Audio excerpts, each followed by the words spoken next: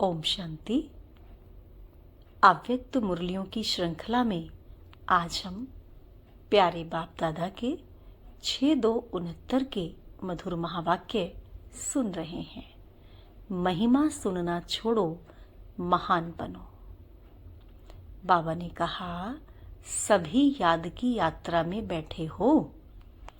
पढ़ाई का सार तो समझ में आ गया, उस सार को जीवन में ला करके दुनिया को वह राज सुनाना है। रचयिता और रचना की नॉलेज को तो समझ गए हो, सुना तो बहुत है, लेकिन अब जो सुना है वह स्वरूप बन करके सभी को दिखाना है। बाबा ने कहा, कैसे दिखाएंगे? आपकी हर चलन से बाप और दादा के चरित्र नजर आवे, आपकी आंखों में उस ही बाप को देखें, आपकी वाणी से उन्हीं की नॉलेज को सुने। हर चलन में हर चरित्र समाया हुआ होना चाहिए। सिर्फ बाप के चरित्र नहीं, लेकिन बाप के चरित्र देख बच्चे भी चरित्रवान बन जाएं। आपके चित्र में उसी अलौकिक चित्र को देखें। आपके व्यक्त रूप में अव्यक्त मूर्त नजर आवे। ऐसा पुरुषार्थ करके जो बाप दादा ने मेहनत की है उसका फल स्वरूप दिखाना है। जैसे अज्ञान काल में भी कोई कोई बच्चों में जैसे कि बाप ही नजर आता है, उनके बोलचाल से अनुभव होता है जैसे कि बाप है। इसी रीति से जो अनन्य बच्चे हैं, उन एक एक बच्चे द्वारा बाप के गुण प्रत्यक्ष होने चाहिए। और होंगे, कैसे होंगे? उसका मुख्य प्रयत्न क्या है? मुख्य बात यही है कि जो साकार रूप से भी सुनाया है कि याद की यात्रा अव्यक्त स्थिति में स्थित होकर हर कर्म करना है। अब तो बच्चों को बहुत सामना करना है, लेकिन समर्थ साथ है, इसलिए कोई मुश्किल नहीं है। सिर्फ एक बात सभी को ध्यान में रखनी है कि सामना करने के लिए बीच में रुकावट भी आएगी। सामना करने में रुकावट कौन सी आएगी मालूम है? तो कहा, देह अभिमान। देह अभिमान तो एक मूल बात है, लेकिन सामना करने के लिए बीच में कामना विघन डालेगी। कौन सी कामना? मेरा नाम हो, मैं ऐसा हूँ, मेरे से राय क्यों नहीं ली, मेरा मूल्य क्यों नहीं रखा। यह अनेक प्रकार की कामनाएं सामना करने में विघ्न रूप में आएंगी। यह याद रखना है, हमको कोई कामना नहीं करनी है, सामना करना है। अगर कोई कामना की तो सामना नहीं कर सकेंगे। और अव्यक्त स्थिति में महान बनने के लिए एक बात जो कहते रहते हैं, वह धारण कर ली तो बहुत जल्दी और सहज अव्यक्त स्थिति में स्थित हो जाएंगे। वह कौन सी बात? हम अभी मेहमान हैं, क्योंकि आप सभी को भी वाया सूक्ष्म वतन होकर घर चलना है। हम मेहमान हैं, ऐसा समझने से महान स्थिति में स्थित हो जाएंगे। मेहमान के बजाय जरा भी एक शब्द में अंतर कर लिया तो गिरावट भी आ जाएगी। वह कौन सा शब्द? मेहमान समझना है, लेकिन महिमा में नहीं आना है। अगर महिमा में आ गए तो मेहमान नहीं बनेंगे। मेहमान समझेंगे तो महान बनेंगे। है जरा सा अंतर, मेहमान और महिमा, लेकिन जरा सा अंतर भी अवस्था को बहुत नीचे ऊपर कर देता है। बाबा ने कहा, तुम सभी को ज्ञान कौन सा देते हो? त्रिमूर्ति का। जैसे त्रिमूर्ति का ज्ञान औरों को देते हो, वैसे अपने पास भी 3 बातों का ज्ञान रखना है। 3 बातें छोड़ो और 3 बातें धारण करो। अब यह 3 बात छोड़ेंगे तभी स्वरूप में स्थित होंगे, सर्विस में भी सफलता होगी। बताओ कौन सी 3 बातें छोड़नी हैं जो सर्विस में विघ्न डालती हैं? वह छोड़नी है। एक तो कभी भी कोई बहाना नहीं देना।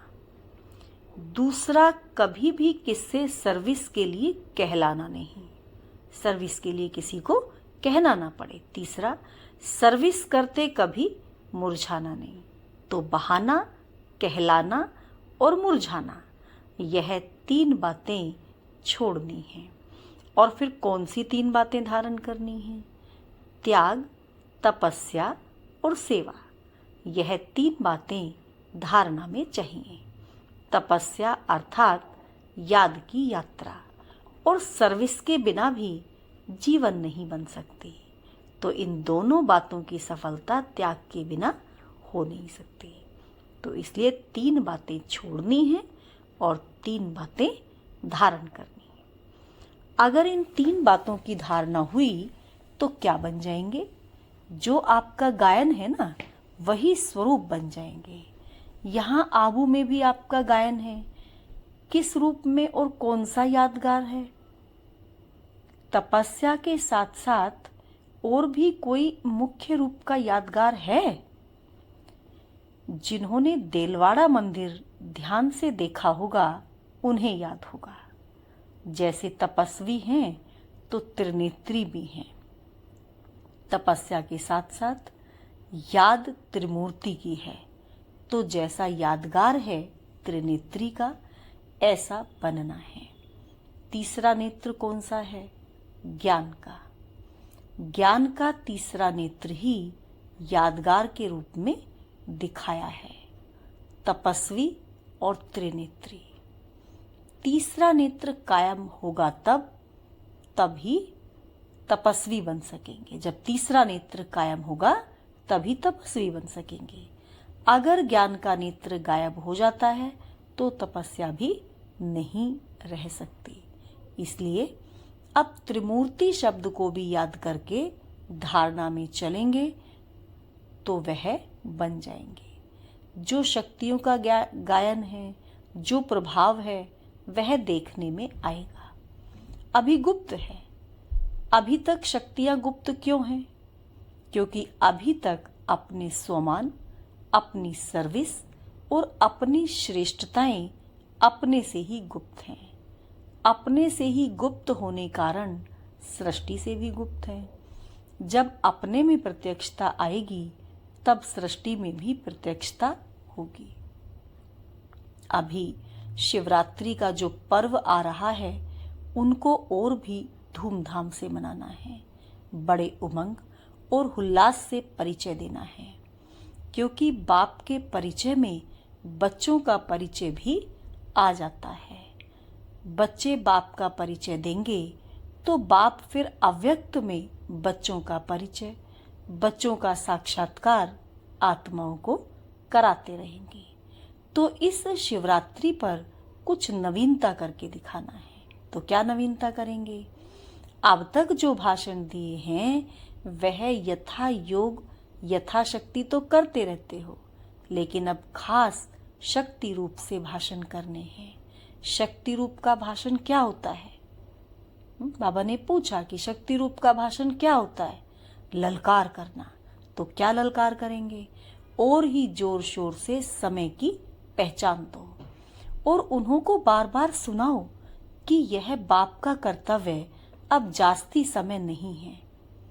कुछ तो हाथ से गंवा दिया, लेकिन जो कुछ थोड़ा समय रहा है उनको भी गंवा न दो। ऐसे फोर्स से समय की पहचान दो। जैसे आजकल साइंस वाले ऐसे ऐसे बॉम्ब्स बना रहे हैं जो अपने स्थान पर बैठे हुए भी जहां बॉम्ब लगाना होगा वहां का निशाना दूर बैठे भी कर सकते हैं।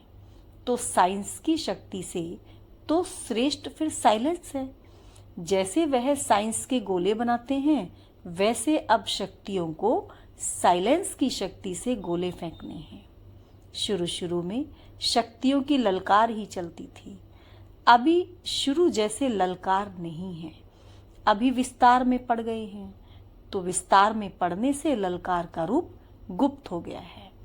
अभी फिर से बीज रूप अवस्था में स्थित होकर ललकार करो। उस ललकार से कईयों में बीज पड़ सकता है, लेकिन बीज रूप स्थिति में स्थित रहेंगे तो अनेक आत्माओं में समय की पहचान और बाप की पहचान का बीज पड़ेगा। अगर बीज रूप स्थिति में स्थित न रहे, सिर्फ विस्तार में चले गए, तो क्या होगा? ज्यादा विस्तार से भी वैल्यू नहीं रहेगी, व्यर्थ हो जाएगा। इसलिए बीज रूप स्थिति में स्थित हो, बीज रूप की याद में स्थित हो, फिर बीज डालो। फिर देखना यह बीज का फल कितना अच्छा और सहज निकलता है। अभी तक मेहनत जास्ती की है, प्रत्यक्ष फल कम है। अभी मेहनत कम करो, प्रत्यक्ष फल ज्यादा दिखाओ।